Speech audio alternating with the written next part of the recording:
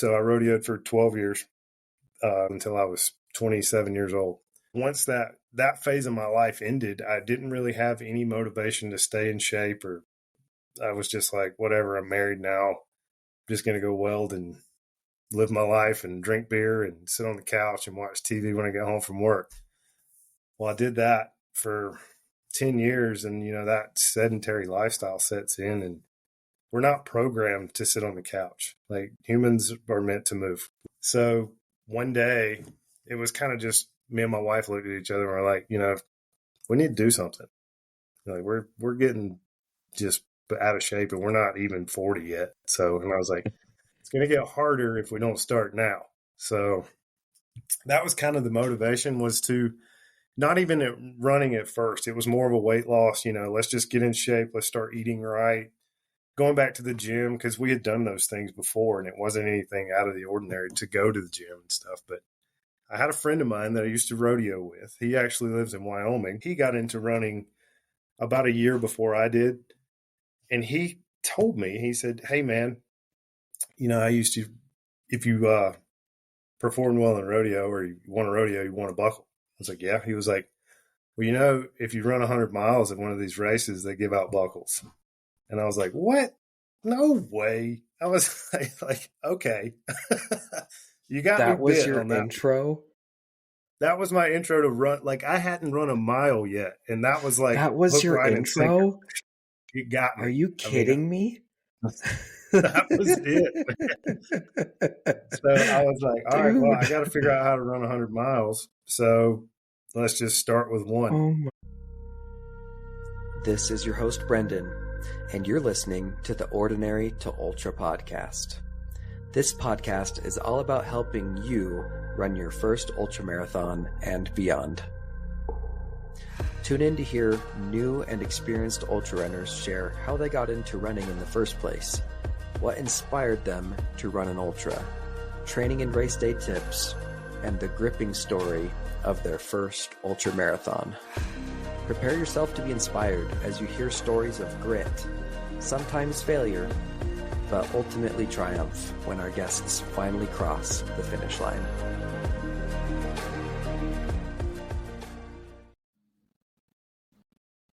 Hey, Grant. Thanks so much for being here with me today, man. Appreciate your time and can't wait to hear your story, dude.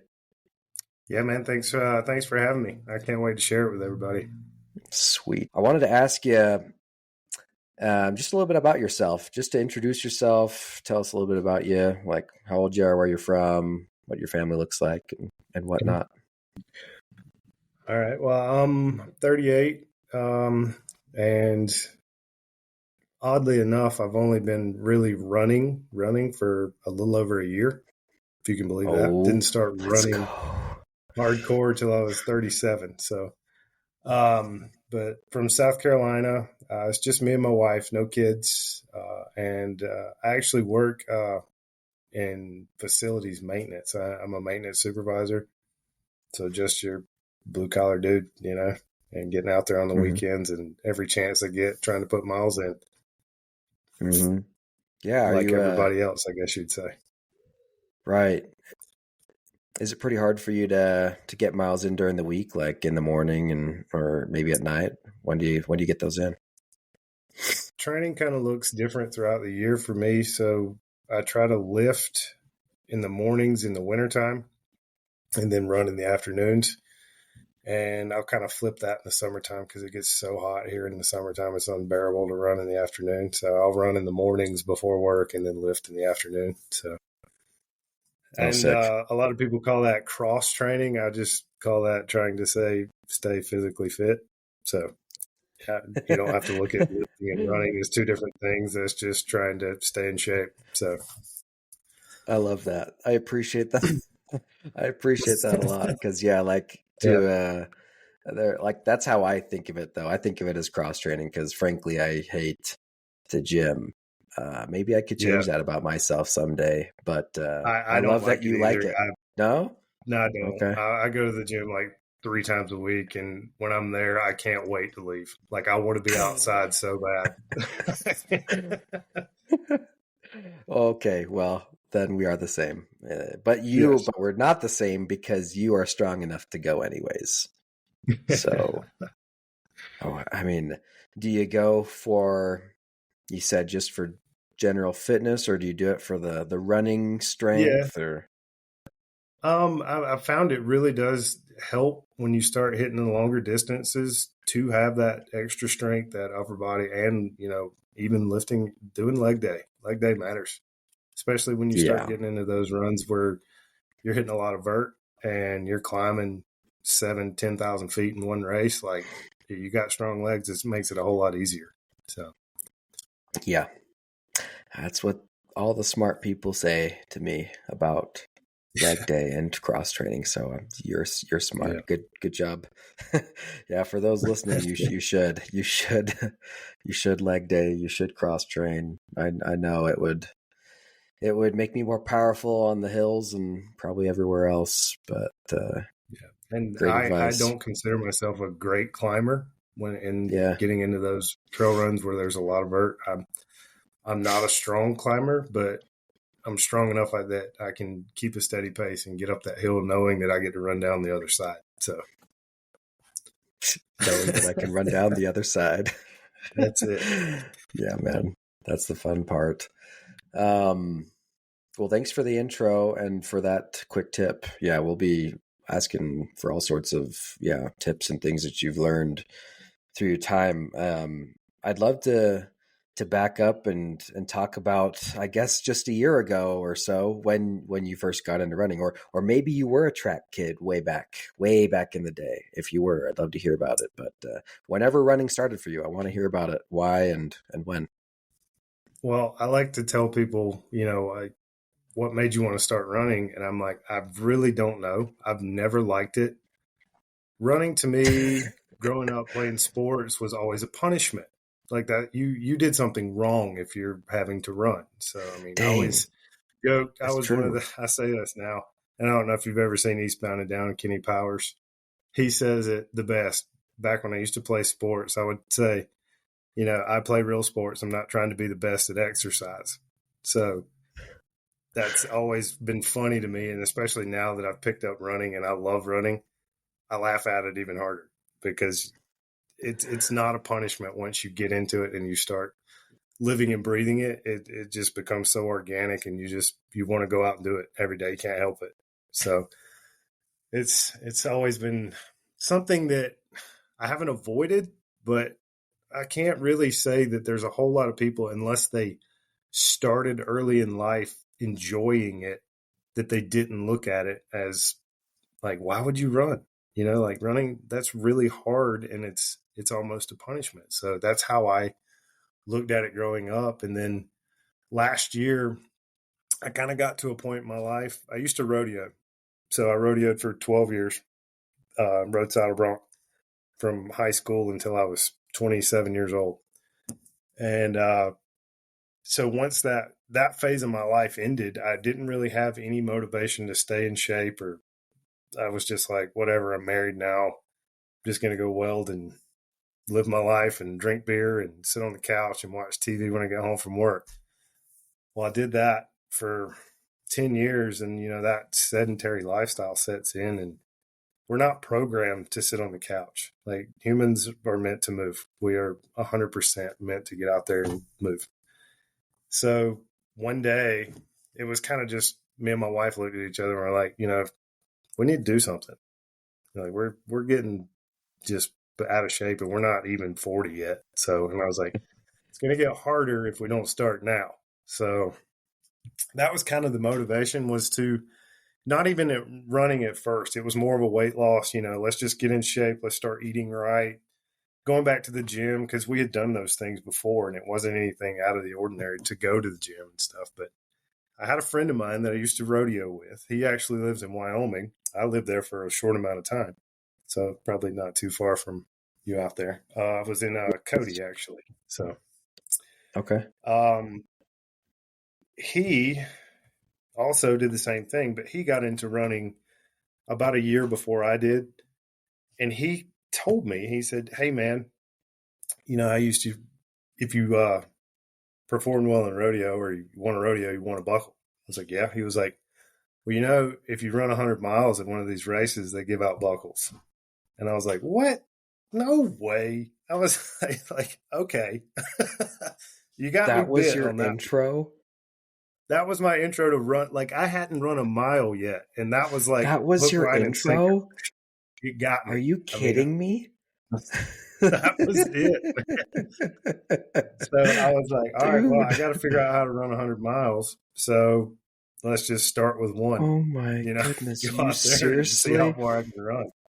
I just got to comment on this. Like, the fact that you started with 100 in mind from the beginning is nuts. I didn't know how because hard. I had no idea how hard that was going to be. Most people get into running. They're like, yeah, I want to do a 5K. And they're like, sweet. And then they like slowly learn that there's like, oh, there's longer distance running, marathon. Yeah. And they're like, there's something longer than a marathon. But no, not you. You're just, your buddy here just spoiled it for you. Threw me in the deep end of the pool, basically. I mean, you'd heard about 5Ks and 10Ks. I didn't even know what those were because I'd never ran one. I'd like, what's a 5K? How far is that? So I had to like look into that. And of course, the 100-mile distance was always in the back of my mind, just simply for the fact I was like, well, I can't win buckles at a rodeo anymore. So that's my way to do it. But I also wanted to do it. I didn't want to just go sign up for a 100-mile race, So I wanted to do it the right way and kind of went through the whole process. I did the step-by-step, the 5K, the 10K, and progressively went up through the distances. And this year was my first bit of 100 miles. So, yeah. Yeah. Well, it sounds like you probably did that progression pretty fast. Like when was your 5K and 10K and like how, I mean, what races have you done up till, and yeah, we'll get into your 50K story, but like up to that, how many races, what distances have you done? So my first 5K was a local church put on a color run.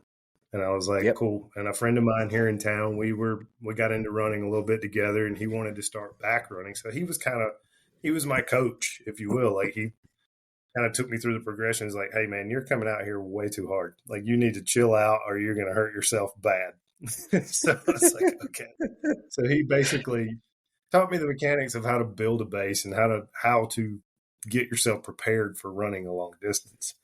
Longer than a mile, in my mind, I'm like, I just got to go out there and run as hard as I can for as long as I can. So yeah, he kind of veered me off that path and took me down the right road. And we signed up for my very first 5K was actually, I looked at it.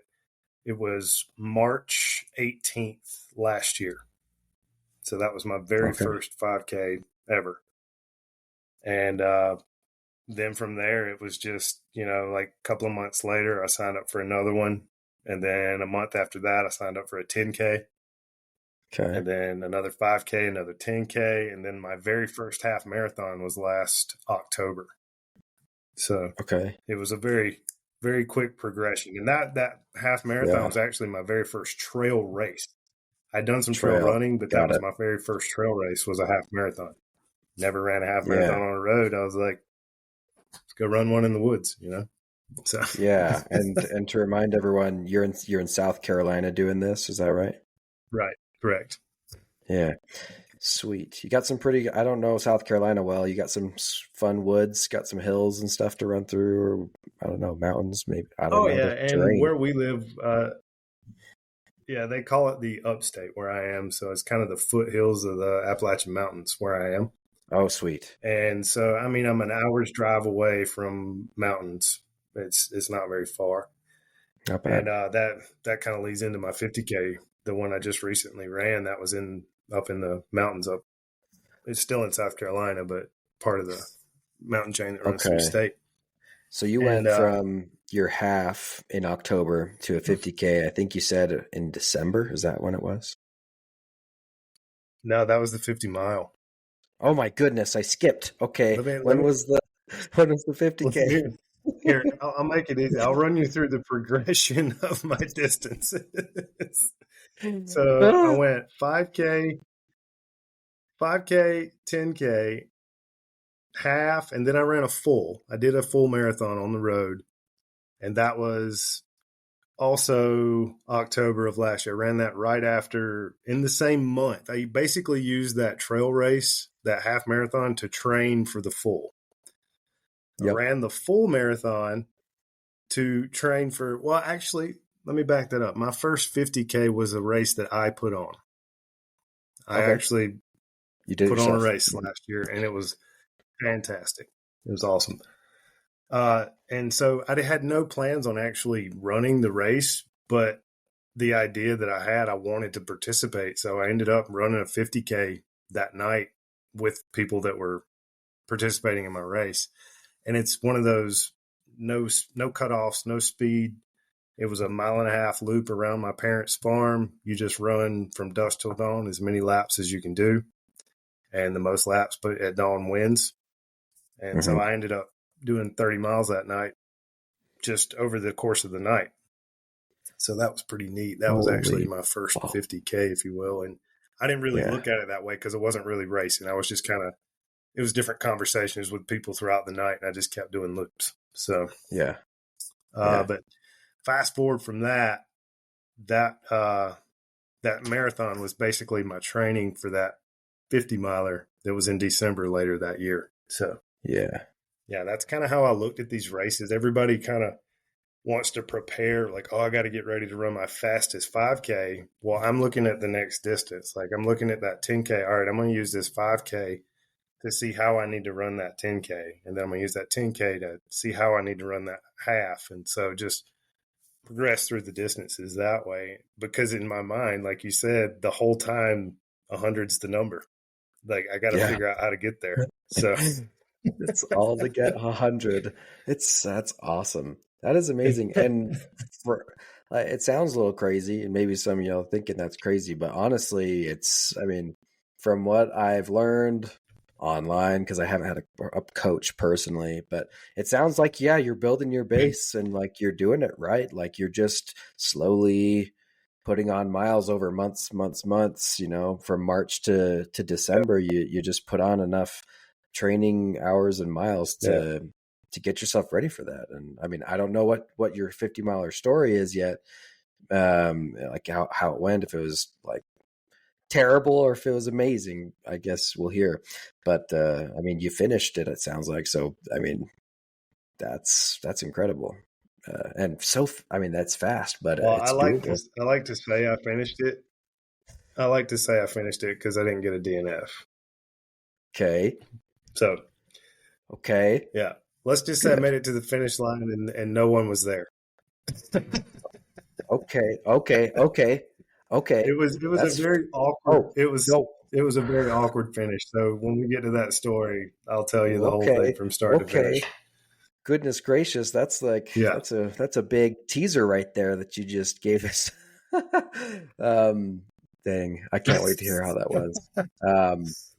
But okay, first let's talk about maybe that 50K more in depth. So you said your 50K was in December and you started running in March. So this is only, March, April, May, June, July, August, September, October, November, December, like 9 months ish. How, since you started? Wait, are you talking about my 50K, the one I put on my race? Oh shoot, yeah. I don't remember you actually telling me what month that was in. Yeah, what month was your 50K? That was November. So that was actually that was exactly a month before the 50 miler. Perfect. So this is like training for your 50 miler. Okay, and you did this thing in your backyard, and you invited some people. Like, tell me more about that. Yeah, I had 33 people sign up for it. Yeah. So they all did this 50K with you? Yeah, and that was, like I said, that was the beauty of it. It wasn't a set mileage race. It was whoever does the most laps wins. It was almost like a backyard ultra style race, but it wasn't a last man standing situation. It was. Were you the last man standing? People loved the format, and I just opened do what? Sorry, I asked if you were the last man standing.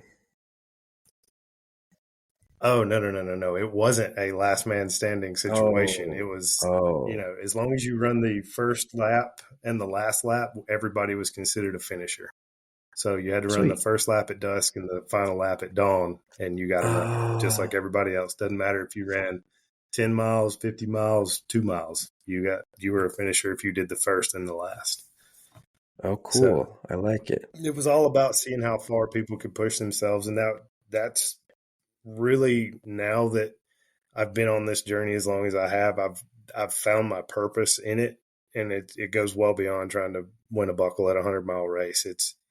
It's getting people involved in this because you find stuff inside yourself you didn't know you had when you're doing this stuff. It's unbelievable, and I want to share that feeling with everybody.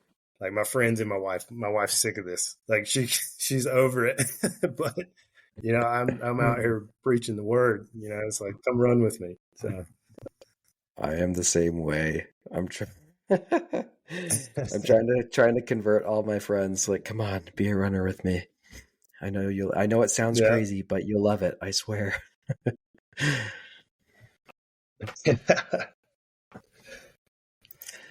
So, yeah, I just opened up the registration this year for my race again, and I've already had 6 people that ran it last year sign up. Like, race hadn't even been open 24 hours, and so people are already signing up. It's great. I love it. that's super fun, man. You have your own race. Are you on Run Yeah, Sign and Up or that's whatever so that awesome to is? watch. Do it. Run sign up. Yeah, it's on Run sign up. Dang, Yeah, official. yeah. It's so cool, man. And that was the best feeling too, watching this whole thing come to life. It was like a proud dad moment, watching your kid grow up right in front of you. It was pretty sweet. So That's really cool. And how did you get people to sign up for this? Were these all just friends, people that you knew, or was it just you put it out in the community? How'd you get the word out? yeah, there's a pretty solid running community in the upstate. The Upstate Run Club is huge. It's massive, and I'm lucky enough to know some people that are connected with that club, so they kind of help me spread the word and get it out there. And I really think that they enjoyed it as well last year, so they're really gonna double down on it and help me out again this year. So Did you have a sign up fee so you could like I don't know put some like treats together and stuff, or did you make it free? How'd you do that? oh yeah, we had some sponsors. It was great, man. Like, the whole thing came together, and What? it's a charity run. We don't keep any of the money. All the proceeds go to the Humane Society here in town. So it's just for fun, and it's literally just for me to get people into the sport. That is it. Like, once you get out there and you walk or you run more miles than you've ever gone in your life, you're hooked. I don't care who you are. You just can't help it. You're just like, oh my gosh, I can go that far. I wonder how much further I can go. Yeah, that's a really good idea. You're like getting my evil brain turned in here. Like, okay, so I could start a little trail run here in Logan, Utah, where I'm from, and there actually is 100 miler up here, but like, yeah, the lay person is not going to think that's possible. But wow, we could start something that's from like dusk to dawn, like you did, and then they just go as far as they can, and it just gets them hooked. It's Mm-hmm. genius. It's Yeah, there's genius. a big race here that it just finished this weekend. Actually, it's called the Country Mile, and it's kind of the same, very similar setup, but it's a 48-hour run. Mm-hmm. So it's probably one of the, like, if you want to finish 100 miles, that's the race you enter, because you got 48 hours to do it. I mean, man, you can run 60 miles and sleep for 6 hours and get up and do it again if you need to. That setup and that format. He gets hundreds of people every year to come, and I think he gave out 185 buckles this year. That's insane. That's crazy. That's a lot. And they're like dinner plate buckles. They're huge. That's what you got to do. Okay. Well, that's great info on your 50K, and that's awesome that you put that together. And thank you for being an inspiration, because I want to do something like that now. So your 50 miler was a month after that, and it sounds like that was an established race. And That's where was that again? That's the Lookout Mountain 50, and it's in Chattanooga, Tennessee. It's kind of on the border, Georgia and Tennessee. Okay. And there's quite a bit of climbing in that one. I mean, it's not an easy race by any means. Yeah. And, so a lot of people, actually my friend from Wyoming just ran a race here in Georgia, the Georgia Death Race. He just ran that last weekend. And he said, I have a new respect for the Appalachian Mountains. The terrain there is unforgiving. And I was like, bro, I feel the same way about the Rockies. I don't know what you're talking about. And I mean, it really is. The Appalachians are relentless when it comes to weather and terrain, and they don't ease up. Yeah. From what I've seen, that's so true. Makes for a fun race. So how much vertical do you think you had? Or do you know how much vertical there was in this 50 miler? The Lookout. Now, this is what my watch said, but you know how accurate that could be. Can't be 100% right. It said I climbed 7,999 feet over 50 miles, so right at 8,000 feet. And a lot of people might think, oh, that's not that bad. And over 50 miles, it may not be, but we climbed probably 3/4 of that in the first 15, 20 miles of the race. Oh, it was front loaded. I don't know if that's better or worse. Because on tired 45-mile legs, that much may have destroyed you. So maybe better at the front than at the back. I don't know. Okay. I'd love to hear everything that you recall and remember about this day that you ran the 50 miler, like from like what time you woke up to like what you had for breakfast, and how many bathroom breaks did you take before you went, and like the weird details, whatever you remember from before, during, and then when you hit the finish line. Oh yeah. Well, the race started at 7 a.m. and we were staying with a friend of mine in Chattanooga, so we were about 45 minutes or so from the start line. So I woke up about 5:30, just, we make sure we get there on time, left the house. And I don't know why I have this ritual now of, if on my long runs, I always stop and I get a Burger King croissant. It could be anything. It could be like an egg and cheese or bacon, egg and cheese, whatever. As long as it's from Burger King, I'm good. It's like a tradition now. I don't understand it. I just go with it. So we stopped. We got breakfast. Uh-huh. Yep, that was my breakfast. And got that on the way up to the race. Got there, I was already trying to go ahead and make something happen. I was drinking coffee. I was like, I got to make the bowels move for this long day. So I'm just trying to make it happen at this point. And luckily, right before the race, got business done. I was like, awesome, cool.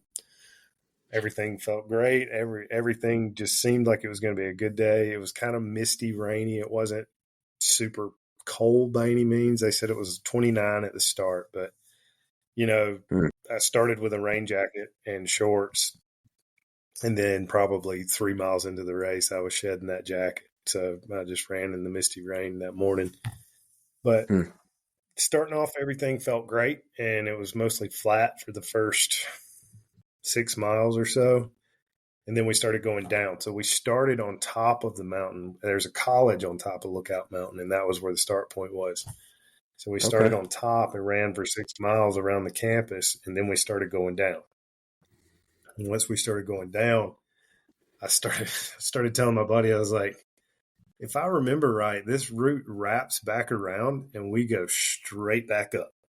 And he was like, oh, yeah. I was like, we get to climb Lookout Mountain, and it's not even going to be 10 o'clock in the morning. This is going to be fun.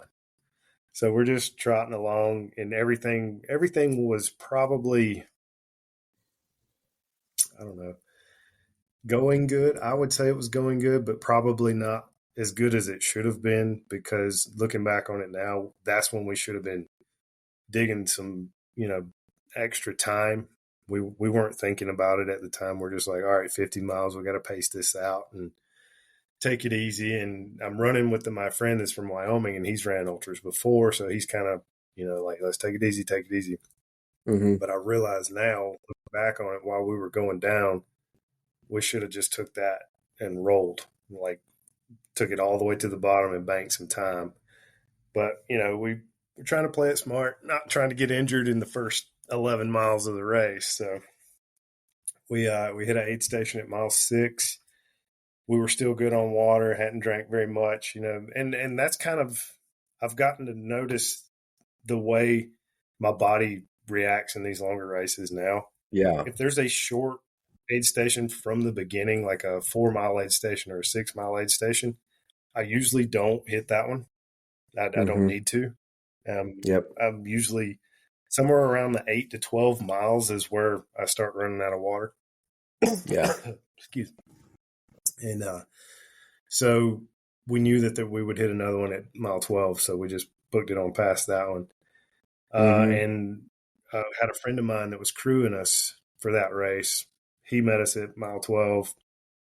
And I had done a lot of experimenting with nutrition before this 50 miler, so I kind of knew what was going to hit my stomach, what was going to react, and all that stuff. And I have found, I don't know if you've ever used Tailwind before, but to me, that's been ultimate trail fuel, man. Like, it doesn't make my stomach upset. It gives me everything I need as far as electrolytes, calories. You would think I'm sponsored by them at this point if you saw how many boxes of Tailwinds I have. But yeah, I use the crap out of that stuff, man. I've heard good and bad, but it works good for me. So, and that's all personal preference. But you use that for energy and for electrolytes, is what you're saying. So, I mean, do you eat other food kind of your one-stop shop? Do what? Do you eat other food as well to supplement that, or just the Tailwind? Oh yeah, okay. Absolutely. Now in this race, this was my first that distance where I knew I was going to have to eat stuff during the race, and so I didn't want to experiment too much. I just stuck to what I normally ate. It's like, I'm not going to like try to eat a bunch of goos, or I'm not going to rely on that stuff for fuel. Let's just eat regular food. Like, give me some Pop-Tarts, bananas, and cookies, and the normal stuff. So that was, we hit 11. Sure enough, had some Pop-Tarts and cookies and a banana and water, and took off. And we knew we wouldn't see him again until mile 18 or 19. But there was another couple of aid stations along the way. So we started to climb back up, and the next point where we were going to see him at mile 19 was back at the campus where we started. So, like I said, in that first 20 miles, we went down Lookout Mountain and back up. So back up we go. And I started in a newer pair of shoes. And I was like, I don't know if these shoes are going to, if they're going to hold up, or not really hold up, or if they're going to tear my feet up. I was worried about that. Just new shoes. I didn't want my feet to start feeling weird early in the race. So I was like, look, I've ran 20 miles in these shoes before, and that's all I'm going to run in them today. So I'm going to run 20 miles, and I'm going to put my Hokas back on, because I know we're going to be good with those. Like, I put many miles on those. So what were your shoes that you were running in off the bat? The Solomon Sense, which I've actually had a couple of pairs of those now. They're really good. They're light and fast, but they are not endurance shoes. They will, and some people could run 100 miles in them. I cannot. That's just about 20 miles, maybe a 50K. I have run a 50K in them and done okay, but anything beyond that, man, they just start chewing my feet up. So, So you crack your I Hoka got back. speed goat out or something? I've actually got the Torrents, man, the old school, Torrents, like the one old of their. school. Yeah, man. Okay, cool, man. They're super comfy and just like my old reliable. So Sweet. I got back up there and uh, changed my shoes out at mile 20. Oh, and pickle juice is that's my jam, dude. I don't know if you drink it or not. Oh man, I've heard about that, and that just sounds absolutely terrible because I'm a pickle hater. But for all those that can Oh do no. pickles and vinegar and whatever, like that's great because Yeah. it sounds like it works really well for a lot of people actually. But that sounds absolutely terrible If to you me. need if you need your sodium and your salt, buddy, that will pump it in you quick. And I've just gotten to where I actually like it. Like I start craving it at certain points in the race. So I always keep Dang, pickle juice. So mile 20, I hit my pickle juice. I have my peanut butter and honey uncrustable. Those are my go-to snack. Love them. uncrustable. That's sweet. Yeah, man. And then changed shoes, took off, and we knew we wouldn't see him again until mile 34 or something like that. And my buddy, just off the cuff, he was joking. He was like, it'd be really cool if you brought pizza to the next aid station. And my buddy was like, haha, okay, whatever. So took off down the trail we go. And that section, for some reason, I started tripping a lot. And I don't know if it was the shoe change or my legs were getting tired and heavy and I just weren't picking my feet up like I should. And it was kind of flat and downhill. So a lot of it was runnable. But it seemed like every time I'd start picking my pace up, I would catch a rock or a root, and man, I would yard sail. I would just gone, Oh I would roll down the God. hill, or it was terrible, man. People were just like, "Dude, are you okay?" I'm like, "Yeah, that's like the fourth time I've done this." They were picking me, Oh, this and is me now. that's kind of my driving my buddy's point home, where he was saying, the Appalachians are kind of relentless with the terrain because there's so many rocks jutting out, roots and stumps and everything everywhere. And so I kind of learned the lesson the hard way on that, the second half of that race. And I actually ate it into a briar patch. That was at like mile 30. I just face plant right into a briar patch. Luckily, I put my hands down and caught all the briars in my hands. But Ow. my buddy pulled me out of that one. He was like, "Dude, you got to stop falling." I was like, "Believe me, I could. If I could, I would. I don't want to do this."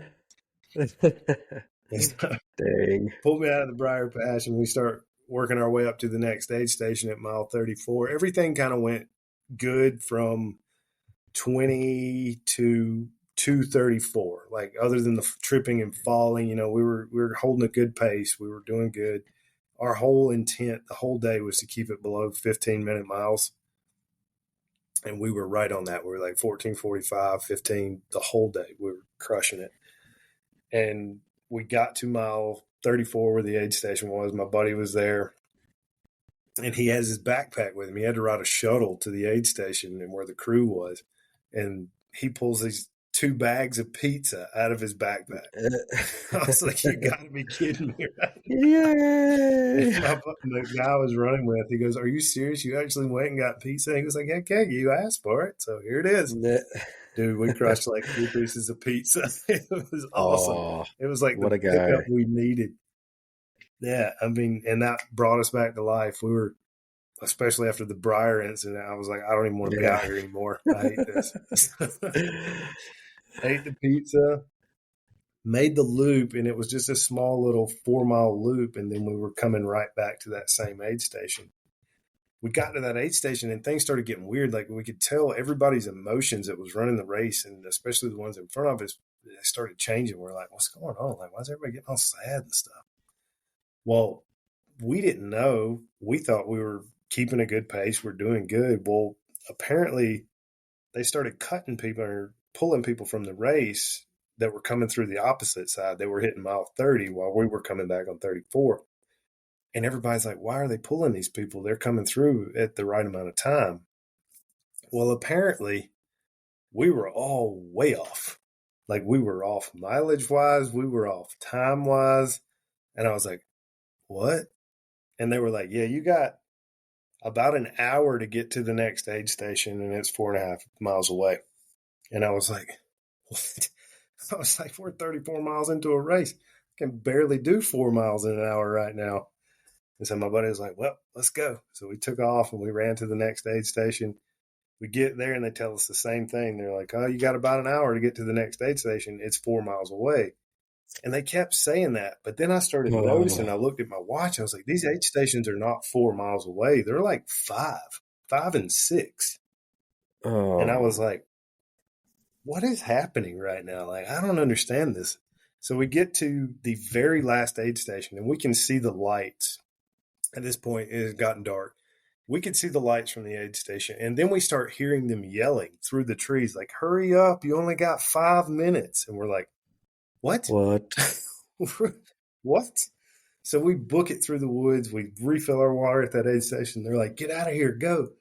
So we get through. And that's the last aid station before the end of the race.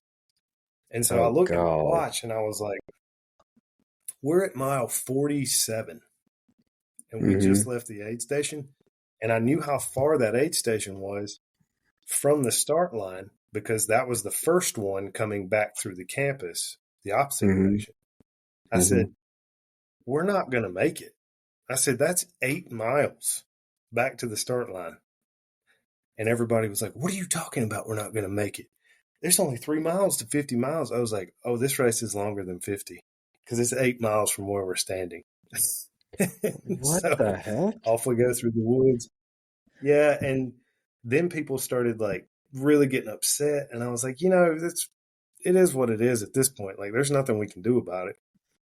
We hit mile 50 at like 12 hours and 30 minutes or something like that, and I was like, hey man, I'm super happy with myself right now. Like, I just ran 50 miles in 12 and a half hours. Cool, awesome. I'm super happy with that. I don't see a finish line anywhere in sight. So at this point, I'm just kind of hiking along. I had dropped my friend who I'd been running with the whole race, like 2 miles back. He was so mad he quit running. And I was like, bro, just come on.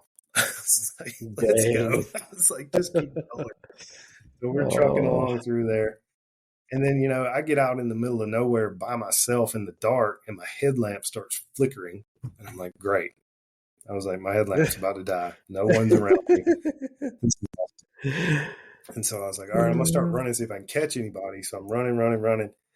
And I'm looking down the whole time. And I was like, oh, sweet, somebody's in front of me. I thought I could see the bottom of their feet in front of me on the trail. I was like, cool. And then my headlamp flickered again, and then it went out. And I looked up, and I was like, there's no one in front of me. And I looked around, I was like, there's nobody behind me. And I like got my headlamp turned back on. And I was like, I am out here alone. I was like, someone was just in front of me. I know they were. And now they are not. I was like, oof, I need to get off this trail. Like, I've been out here way too long. Yeah, dude. So, dang. My friend calls me from the finish line who's crewing us. And he goes, hey man, good news. They just extended the cutoff 30 more minutes. How far out are you? And I was like, if what you say is true and this is a 54-mile race, I said, I got about a 5K left. He was like, well, dude, you can run a 30-minute 5K. I was like, yeah, I could have at 7 o'clock this morning. Yeah. I said, I can't run a 30-minute 5K right now. He was like, just try. So I booked it as hard as I could. It ended up, they pushed the cutoff out to like 13 hours and 30 minutes or something like that. And I finished in 13:50.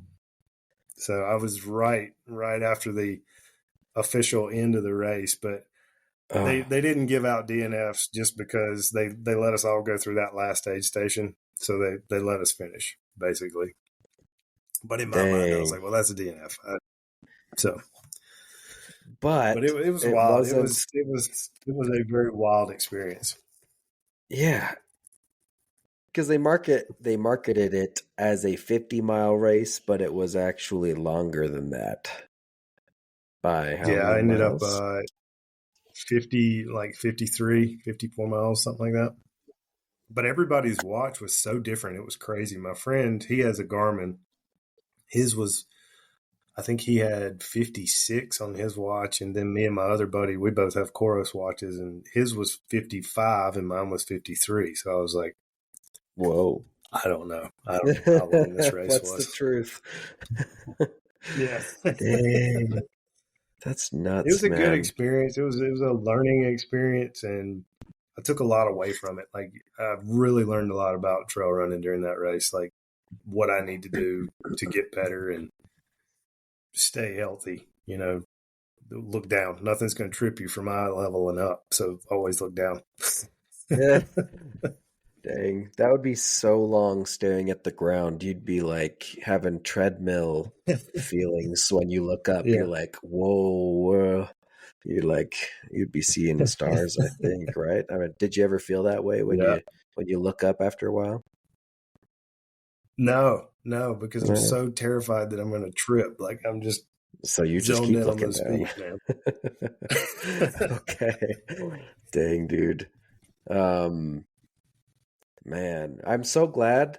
I'm glad that you felt the accomplishment at mile 50 when you reached your 50-mile mark, because, I don't blame your friend for being disappointed either. Like, that'd be a frustrating experience, but good for you for being able to just realize the accomplishment when it happened and push past the weirdness and disappointment that may have occurred for many because of the discrepancy in distance, maybe. But you did a 50-miler. You're right. Like, everyone that finished that, even if they didn't finish in the time, they all finished a 50-miler, and I think that's what's right. Really important. Like, you just proved something amazing about yourself.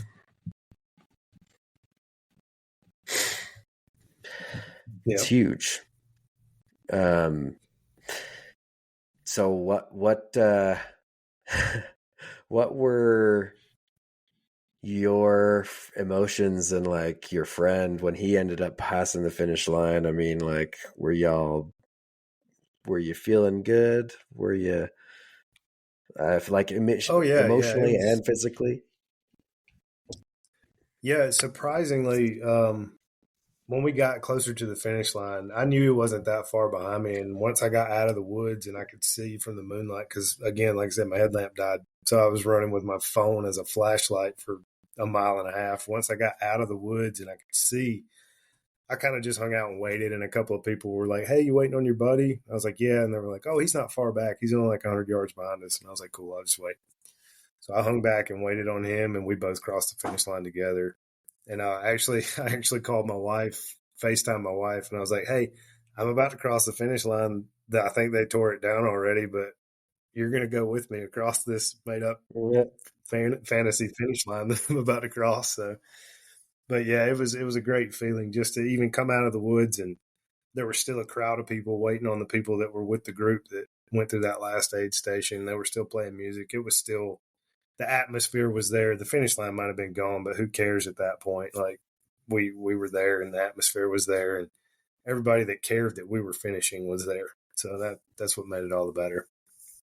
Oh, that's sweet. That's good, man. Physically, it was, I'd never ran a 50-mile race. I'd never ran 50 miles before, so I had no idea how I was going to feel. And it was that when I stopped the race, like when I stopped moving, that's when everything started setting in. It was all good. Like, walking around, my friend handed me a beer. We drank a beer after the race. We were all celebrating, having a good time. And then when I got to the car and I took my vest off and I took my shoes off, that's when, like, my body was just like, okay, I'm going to go into shock now. So just get ready for this. Yeah, I can imagine. Dang. So you finished this, and had you already signed up for your 100-miler, or is this when you signed up for your 100-miler? No, I had not. And There was Okay. one kind of on my radar. That was the one I actually ended up signing up for at that time. But it was also one of those things like once that the realization of how hard it was going to be set in after running that 50 miler, I was like, I just got to put more time on feet, on time on foot. And that's what I shifted my training to more than mileage this year was just time on my feet. It didn't matter if I was going out to do 12 miles or 24 miles, they were going to take the same amount of time. I'd spend 3 or 4 hours out there running 15 miles or go out there and run my butt off for 20. It's doesn't matter. Time on foot is what is going to get me through these longer races. And it helped, but I wouldn't say I'm injured yet. I'm sure if I keep pushing it, I probably would be. But that's the only reason I feel like I pulled myself from this 100-mile race that I just that I just attempted. It was just, I felt an injury coming on, and it wasn't, I felt strong. My nutrition was good. Everything was great. It was just one of those things like, it wasn't a pain that I could file away. On those long runs, you get used to those muscle aches and your little niggles in your knees and things like that. You get used to that stuff and you can kind of file it away and just keep going. But then when something new comes up that's very sharp and very painful, it don't go in the file cabinet. Like that's a whole different pain cave that you don't even want to be in. That's when it started worrying me. And I just kind of listened to my body and pulled myself out of the race. And I'm glad I did. I ended up with some pretty gnarly tendonitis in my leg. Or my Achilles. Oh, when was the 100-miler scheduled for? That was 2 weeks ago. That was 2 weeks ago. You were signed up for that, but then you decided. When did you decide that you wouldn't be doing that since you were experiencing that tendonitis? It was during the 100-mile race. It was during it. Yeah, it was during the 100-mile race. Yeah. Oh man. Yeah, I ran through. Yeah, we'll get to that story in a minute. Okay. That's a whole nother ball game in itself there. Dang. I mean, I didn't even, when we talked before we started this podcast, I didn't know, for some reason it hadn't registered that you had started your 100-miler and pulled out. So this is news to me. Dang. Yeah. It was very recent. I'd love to hear the rundown. Feel free to start, however you'd like. It could start how the 50-miler did. I really want to touch. Okay. I want to touch on this 50K that I ran in the beginning of March, which I think that's probably my favorite distance right now, the 50K. Okay. Now, don't get me wrong. I have a whole new respect for the 100-mile, and that's always going to be goals right there, 100-mile. But 50K seems to me to be the perfect mixture of speed and distance. Yeah. Because depending on the style of race it is, you can really push it and crank out a super fast 50K. Or if it's even a very mountainous struggle, you can still use up all your gas on a 50K and still put in a good time. You know what I mean? Yeah, that's true. It's not long enough to where you're gonna start to hit a wall. You might, like I say, in the mountainous ones, but if you put enough miles and time on feet, then you're not going to hit that wall in a 50K like you would in a 50-miler or anything beyond that. And that was what somebody asked me. They were like, "Why do you want to run 100 miles? Why don't you just want to run a marathon?" And I was like, "Why do you want to run ultras?" I said, "Well, I know I can run a marathon. I can finish a marathon. I don't know if I can finish a ultra. That's why I want to run them." So, Mm-hmm. But you've ran a marathon, so the feeling in a marathon. This is one of my favorite quotes of all time. In a marathon, you go to hell for 26.2 miles. But in an ultra distance, you have the opportunity to go to hell, come back, and sometimes go again and come back again. And that rings so true. If you've ever ran a marathon, you are running your guts out for 26 miles. And like, you're just trying with everything in your soul to not walk. Like, it's Yeah. against the rules in the marathon. So, Yeah. and then in an ultra, you might run a marathon and you're like, well, I'm going to walk for a mile or two. I'm going to let my body recover and then I'm going to run another marathon. So, that's the biggest difference. And it's such a crazy feeling to know that you can do two of those distances in one day.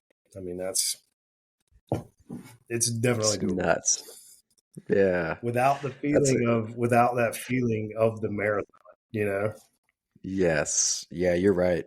I think I've heard several times one of the big differences between marathon and ultra, road running really, and then like trail and ultra running is that pressure of running fast, like having to keep the gas on the whole time. Like, yeah, that's totally how the marathon was. I mean, yeah, most people, I was talking to some people pre-race. They're all like, yeah, I'm shooting for 240 this time, yeah, like the 6 minute 30 miles. It's like, you're insane. That's amazing. But like, you're not stopping. You're just going to be cruising. No. And, yeah, so there's this vibe of really, of high performance and pushing it with the times. But yeah, I get the vibe from most folks who run ultras that it's very, let's just finish this and then we can have a kumbaya when we've all made it at the end, no matter how Right. how long it took. Yeah, nobody cares, man. You're not racing anybody in an ultra, but you're not even racing yourself. All you're racing is that clock, and that's it. Like, there might as well be no competition out there. Everybody's out there to help you finish. Everybody's cheering you along the whole way. And I swear, if I hear another person say "looking strong" when they pass me on the trail, I'm going to throw up. That's like everybody looking strong. Yes, thank you, appreciate it. You're doing good too. Is that a thing in ultra runs? Everyone's It is a thing, man. you're looking They strong. say that. That's really funny. I like that. Well, that's very nice of everyone. Yeah, a guy I run with, especially when you like come into like crew areas and where people are standing along cheering and clapping. He likes people will be like, "Good job," and he's like, "Yeah, I know this is the worst parade ever, right?" Like, as we're coming through. That's so funny. Nice. But yeah, back to the 50K. I wanted to just touch on that for just a minute, because that's honestly, it's one of my proudest races, just because it was immensely tough. Almost 10,000 feet of vert in a 50K is unreal. So, whoa, yeah, where? What? it was a 15-mile loop, and it's at Table Rock State Park here in South Carolina, and it's a pretty high summit. I mean, you climb probably 3,000 feet in 2 miles. So the way that the race director set this up was you kind of run around the park and the campground first to get a few miles in, and then you start the climb up to Table Rock Summit. And so you go out to Table Rock Summit, then you go back across and you go to Pinnacle Summit, which is 1,000 feet higher than Table Rock. So he found the only way to run uphill both ways. So you run up and then you run up. So it was immensely tough. And it was probably the most fun I've ever had suffering in my life. It was unbelievable how just super fun it was. And it'll be a race I run forever. It's called Conquer the Rock. And if you ever get to the East Coast, that's definitely one you should definitely do it. So, and I couldn't believe my time on that one. I ran it in less than 8 hours. I was shooting for 9. I was like, there's no way I'm going to be able to handle all this climbing.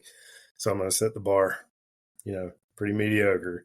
Anything less than 9 hours is going to be great for me. So ran it right at 8 hours and was super happy about it and couldn't believe that I did it. But again, that was just one of those races. Everything went right. You wake up, do your business like you should. I didn't get my Burger King biscuit or receipt. Oh That no. was the only thing. I was camping, so I didn't have Burger King close by. Dang it. But I did have a Pop-Tart to start the day. But Okay. nutrition went At right. least. Everything went right. I did hit a wall, and that's what I was telling you earlier, especially people just starting out. If you want to get into these really mountainous races, you're gonna hit your wall way sooner than you do on the road. It's gonna happen. And it may not be a wall that you're ready for. Like, it's gonna be a wreck. Like, your body is going to go into total chaos at some point, just because you have stressed it to the max, climbing as fast as you can. And that's what happened to me. I think it was mile 20. On the way back up, it was that 15-mile loop. You do it twice. So you do all that vert, run back down, and then do it again. So I was going back up, climbing all that vert, and my body was just like, no way, we're not doing this again. Nope, not doing it. I was like, yeah, we are. We're doing it. we're in it. But it was one of those, you can't cool yourself down. You don't feel like you can drink enough water. You can't catch your breath. And so it's one of those moments where, like, all right, I got to troubleshoot. I got to figure out what's going on. I got to sit down. And that's a big part of ultra running is troubleshooting, figuring out what your body's doing it and why. You might be low on salt. You might be low on nutrition, low on hydration, whatever it is, you got to work it out. And because you either got to go back down the mountain the same distance or go finish the race. So, yeah. And that's also something else I do love about ultra and trail running is it's probably easier to keep going forward than it is backwards. So once I got through that 20-mile crash, that wall, it was once I made it to the summit, man, it was just like, I'm having fun again. Let's run. Let's do some more. And I don't think people really appreciate that until they actually are in it, push through one of those struggles and come out the other side. And you're so happy with yourself. It's almost a pride crying moment when you do those things. Like, you don't think that you can. And it's kind of, like I said in the beginning, my purpose was I want to share this with everybody. Like, I want them to be able to do that. So, and if you ever feel the need to do that, the Conquer the Rock 50K is a good place to do it. When the race director starts the race, he asked everybody, he's like, who in here is never DNF'd a race? And a lot of people raise their hands. And he said, you might today. Pep talk. All right, let's go. Yeah. Dang. I think we've got something similar. I think we got something similar here in Utah called the Speed Goat 50K. I heard it's a UTMB. I don't know much about it, but it's supposed to be a kicker. Yeah, I think it's got 12 or 13,000 feet elevation gain in a 50K. It's just supposed to be the worst. Yeah, but it's like straight up a mountain. Yeah, that's crazy. But props to you, man. You did it. It's so fun though. Yeah. And then we'll move into my tragedy, which was my first 100-mile race, I guess. I guess. So, like I said, yeah, this 100-miler kind of been on my radar for a couple of months. Once I saw it pop up, this guy, he does a couple of races here locally, and he's big into the long distance stuff. And he started one that's very close to home at a state park nearby. And I love the format. It's a 10-mile loop format. So every 10 miles you get to pass your camp or your crew. And I was like, well, that'll be perfect for my first 100-miler. I'll be able to not be out there on the trail if something goes wrong and kind of keep check on things and, monitor myself better instead of like a point to point or a 50 out and back would be, I'd almost feel lost and lonely out there. Little did I know you can also feel lost and lonely on a 10-mile loop. So it's pretty easy little 10-mile loop away from the camp. You start off into the woods and you kind of go down by the river, and the nice little trail loops back around, kind of just a giant lollipop 10-mile loop. And it was one of those days. It was like, oh, it's overcast, muggy. It wasn't hot. It was actually pretty chilly that day, and just misty rain. It was going to be one of those nasty days, and it had rained all week leading up to this. And I knew that state park. I used to ride horses there when I was a kid, and it gets super muddy when it rains, like trashed when it rains. And I was like, this is going to be great. I get to run through this on foot. So I got out there. First loop wasn't bad, the trail looked like it had drained enough. And then once you got down by the river, the hard packed sand didn't hold any water. But as the day wore on and more traffic went through those wet spots, they just kept getting bigger and bigger and bigger and muddier and muddier and muddier. So by like mile 20, it was garbage, just garbage out there. And everything was great up to, mile 40, everything was great. I had my breakfast like I should, did my business. And I found out a very special thing of nutrition, which I'm going to try to keep up during my 100-mile races, and probably a good bit of advice for somebody who's actually going to try. And it's, if you have a crew or somebody that can crew you, don't eat foods that you don't normally eat during these long runs. Like, if you're not training with your goos or your whatever your nutrition of choice is, obviously don't do it. But especially on these 100-mile runs where you need a ton of calories, don't pump a bunch of donuts and Gatorade and crap that you don't eat like normally.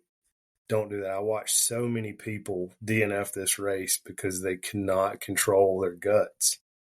It was awful. Like, guys that were flying would come past me on the next lap, and they just looked like death. Like, what's wrong with that guy? And I get back to camp, I'd ask their crew, like, hey, your boy didn't look good out there. And they're like, oh yeah, he's having a hard time. I was like, well, he's downing Gatorade and eating cookies like it's his job. Like, maybe lay off the sugar for a bit, So it's one of those things. I was eating normal food. My buddy that crewed me in the 50-miler, he crewed me for the 100. He brought a little Coleman like grill and was cooking me potatoes and like food. And I'm like eating like a king over here. He's calling me, hey, how far out are you? I'm going to fire the grill up. All right. So like every time I get 2 miles out. That's awesome. And so every time I'm eating regular food, drinking, sparkling water, regular water, Cokes, pickle juice, whatever, back out I go. Nutrition was on point. Everything felt great. I had a ton of energy, but it was just, like I said, once that I came in from mile 40 and he said, do you want to change shoes? And I said, well, let me go one more lap and I'm just going to trash these things. I'm not going to try to avoid the mud. I'm just going to run through. And then when I come back, I'll swap them out. And so that last lap, I went out from 40 to 50. I just ran it. Didn't even try to avoid anything. Came back and I was like, man, something feels super weird. I don't know if it's a blister or what, but I don't know if you've ever had tendonitis before, but boy, that's a special Where kind of pain. Did you have it? In my left Achilles. Okay. And it feels like the nastiest, like almost somebody like banging you with a shopping cart in the Achilles over and over and over, like every step you take. I was like, this is awful. Like, I hope it's a blister. Because if it's a blister, I'm going to get back and we'll cut it off and then we're going to tape it up and I'm going to keep going. That's I right. get back and I pull my sock off and nothing's there. And I was like, oh, this is not good. I was like, my foot looked normal. What is going on? And they were like, I don't know. You should go back out for another loop. And I was like, all right. So I put my sock back on, changed shoes, went back out for another loop. That was misery. That was absolute misery from mile 50 to mile 60. Oh my gosh, dude, that was when my body was like, you should not be out here doing this. Like, when you have to literally change every body mechanic to just move, it's time to be done. Like, if you can't like do a normal little stiff knee walk because your muscles are tense, if you're dragging your foot and you're walking weird and you're limping, and no, that's it. Like that's not the pain cave that Courtney Walter talks about. She's talking about normal stuff. Like this is injury type stuff. And if you keep pushing it, you're definitely going to hurt yourself. And in the back of my mind, the whole time I'm going, I've got races to run after this. Like I can't lay it all out here for this. I want to lay it all out here and I want to finish this race. But I've literally got a race coming up actually this weekend. And I promised people that don't do this, like this is their first race and they want me there with them. So I'm like, okay, I've promised these people that I'd be there with them on this race. So I can't lay it all out here for this 100-miler. And at that point, it was just, let's get through this loop and then we'll reassess when we get back. I looked at the time and I went from doing 2 to 2.5 hour loops to that last loop took me almost 4.5 hours. Oh, and I was like, I'll never make it. I'll never even make the cutoff at this. I can't even walk. And the race director's like, you don't think you'll pick it up after daylight? I was like, oh yeah. Like my mind will, but my foot won't. Like that's it, man. And I just didn't want to risk the further injury. So I called it at 61 miles. I was like, let's be done. Like, I don't want to hurt myself. And then come to find out later, out of the 30 some odd people that entered that race, only 8 finished. So I would say that the terrain got a lot of people that day. It was just horrendous. Dang. So that was my sob story of my first attempt at 100 miles. I'm not going to say my failure. It was just my first try. So yeah, man, definitely. I mean, the injuries can just come out of nowhere. You don't expect them. I haven't had anything crazy personally, but I haven't gotten way up in the miles yet. I'm just working towards my first 50K. Nothing towards my marathon. I was doing good, but I mean, yeah, you put a lot of miles on yourself. You went from 0 to tried to do 100-miler almost in a year, which, if you'd done that, like, dang, that's not usual. So, I mean, right. Yeah, I mean, well, and that was also weighing on my mind too. It's like, man, you can finish this thing. And I was like, oh yeah, I know. And like, these are conversations I had when I was out there lost and lonely on that loop by myself, like suffering. I was like, you can finish this. And I was like, yeah, I know I can. But I also want to run that race with Phil and Dale next in a couple of weeks too. They're counting on me. I'm not going to be selfish in this. And it's one of those things when I sign up for my next one, I'm not putting anything behind it. So I can, like, if I get injured or if it ruins me for a couple of weeks, that's fine. But that's another thing you got to look at too. How much are you willing to sacrifice to get that finish? Because if you don't come through healthy on the other side, you're going to be laid up for a little bit. And some people are just lucky and get through without any injuries on those 100-mile races. And some people come through and run 100 miles the next weekend. It's crazy how people are just so different when it comes to their bodies and how they react to trauma and things like that. So, and you don't know. I'd never gone farther than 50 miles, so I was into the unknown at that point. I had no idea what was coming at me after that. Man, so yeah, what does your life look like? What does your race schedule future look like now? You had some races coming up you mentioned, and I imagine you're looking at your next 100. I mean, what's in the future for you? Yeah, the next few coming up, I've got a 25K. It's in North Carolina. It's called the Seven Sisters. So it's all the 7 peaks around Mount Mitchell. Mount Mitchell's highest elevation on the East Coast. And it's the only one you don't climb, thank goodness. I don't know if I'd be ready for that. So, but a couple of buddies of mine, like we've spent some time up there. We love the area, so I said, why don't we sign up for this race?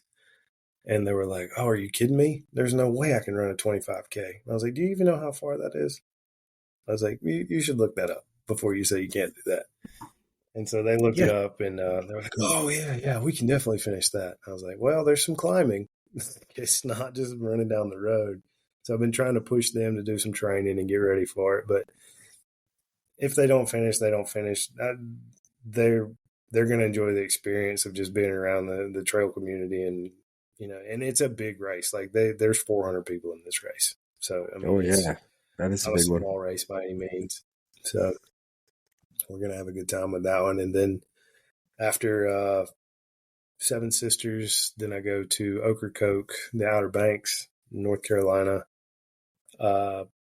Funny enough, my cousin lives up there. He's getting married, and it happens to be the Ocracoke Run Fest weekend. So I was like, well, I'm going to sign up for some races while I'm up there in his wedding. So that's perfect. So I'm going to run the 10K Saturday and then the half marathon on Sunday at the end of April.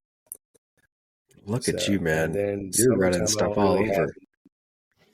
Yeah. I love traveling to it. My wife hates it. She's like, you're turning every vacation into a run vacation. And I'm like, well, I mean, only if there's available. But this summer, I really, really would love to get out there to Wyoming and pace my buddy. He's running the Bighorn 100. And we did some of that trail last summer. I went to visit him. We did some of the Bighorn 100. That's some brutal country. And I don't mean like East Coast trip you up brutal country. That elevation out there is no joke, man. When you're starting at 9,000 feet, that's tough. That's real tough, especially for my sea level lungs. Like I'm not used to that. But we did 24 miles of the Bighorn Trail out there. He just wanted to show me where he had run previous.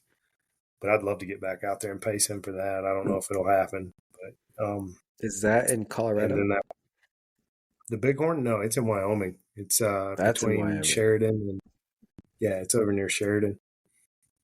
Sick. Well, the Bighorn Mountains. Yeah. And summer, not really. Don't really have much other than that. That's my only plan. And then that 100-miler that I would like to do is also ran by the same guy that I just attempted here. It's in North Carolina as well. It's he calls it the Mountaineer Rumble is the name of his company, and this one's at Kings Mountain State Park. It's a 30-mile loop, so that might be better. I don't know. If I don't see the aid station as much, I may not have the opportunity to say I want to quit. So yeah, maybe. And that one's in November, so that would be right before my race, which is fine. If I'm injured, whatever, I'll roll up in a wheelchair and race direct my race. I don't care. That's right. Yeah, man. Well, that's your time. That's your time, dude. And you've got time to work on your tendonitis. I didn't ask you how that's doing right now. Are you working on improving that? Do you have to do anything? Just leave it alone. Take it easy. It's mostly stretching and rest. I have probably ran 6 miles in the last 2 weeks just to not mess with it. I don't want to hurt it. So, I bet that's driving you crazy. I'm so sorry. It is. I'm used to running like 6 miles every day. So yep. It's killing me. Yeah, man. I get it. 6 miles is my regular run too. And I was laid off what is it? It's April. It was the end of January. I was laid off, and my running was a little spotty after that.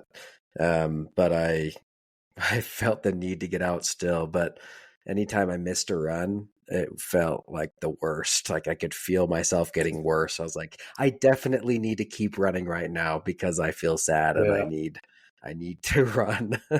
So anyway, I feel for you though. It feels weird to not get out, and it's not good. So it definitely does, man. You miss those endorphins big time. So yeah, they make a big difference, dude. it's whack. That's why we're all crazy. One of my first episodes, a guy said, we're all just a bunch of addicts. We're all That's addicted right. to endorphins It's of absolutely running. correct. Yeah. The people that don't do it don't understand it. It's just one of Yeah. those things. And they're like, why do you want to run so much? I'm like, well, if you tried it, you would too. So, Yeah. You just got to stick with but it yeah, long enough to feel that. absolutely. That's the biggest piece of advice I'd have for anybody that wants to get into not only ultra running, but just any distance period is just consistency in getting out there. And it's like we have a little local run club that I run on Tuesdays here in town. And I just tell them, like, keep showing up. I don't care if you're out here walking every time or, you'll eventually get to the point where you're tired of us running off and leaving you. You'll start jogging, then you'll start running and it'll just get easier. And that's how it happened for me. It just one day it got easier. And I couldn't even explain it to you now when or how. It just one day I was like, holy crap, I can run 3 miles without stopping. And then one day I was like, holy crap, I can run 10 miles without stopping. It's wild. And now I Yeah. probably should get back to the speed work. I've been off the speed work for quite a bit of time, just building my base and building my endurance for these ultras. But I mean, who cares? Like, That's what I if you think. run 26 miles in 4 hours, or if you run 26 miles in 6 hours, you still ran 26 miles, right? So That's how I feel about it. I don't care about that that's it. speed. It's just about having fun. Like if I can run the distance, then that's what matters to me. I just want to be able to do it, be able to finish it and have fun doing it. And if I'm That's it. busting my butt, I'm I probably don't, not having as much fun. that's my big thing. Everybody always laughs at me. I'm like, well, if you're not smiling, you're doing it wrong. That's what I tell everybody. So, and then I came to find out that Andy Glaze says that all the time too. I'm like, we should be friends, Andy. Nice. Nice. Wow. Grant, thanks for walking me through your journey, man, all within a year. I think, that puts into perspective what's possible. Like it probably is possible to run 100 miles within a year from starting to decide to run to doing it. I bet it's possible. Some out there could do it. And, it's not that should be the goal, but that's proof Right. that even someone who isn't running right now listening to this, or maybe you're just starting to run and you're doing some 5Ks, 10Ks, like your body is capable of incredible things and you can get there. Yep. And you could get there quick if you wanted to, just put in the miles. Yep. Your tip, consistency. Just That's it. get How out bad? How consistently. bad do you want it? Yeah. Yeah, man. The buckle. Gotta get the buckle, man. I That's can't get right. them in That's right. rodeo anymore, so I gotta get them through running 100 miles. Yeah, I don't know that running 100 miles is any easier on my body than riding saddle bronc, but we'll I see. don't know. I don't know about that. Oh, that's so funny. Well, thanks for sharing your story, man. I appreciate you, Okay. appreciate your time, and look forward to hearing about your future, your completed 100 miler at the end of this year, man. Absolutely. Well, thanks for having me, man. Hey, your host, Brendan here. I just wanted to thank you personally for listening to today's episode. As someone preparing for my own first ultramarathon, I've found these conversations to be super valuable, and I hope they are for you as well. Whether you're listening on Apple, Spotify, YouTube, or somewhere else, make sure to follow or subscribe so you know when the next episode comes out. Also, make sure you check out the show notes of this episode. There's a link to sign up for the Ordinary to Ultra email newsletter, to join our Facebook and Strava groups where you can meet other people striving to run their first ultra marathon, and see any links that our guests may have provided as well. Thanks again, and we'll catch you in the next episode.